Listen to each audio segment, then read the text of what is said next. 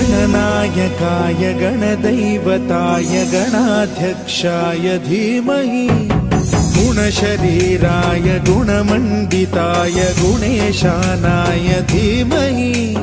गुणातीताय गुणाधीशाय गुणप्रविष्टाय धीमहि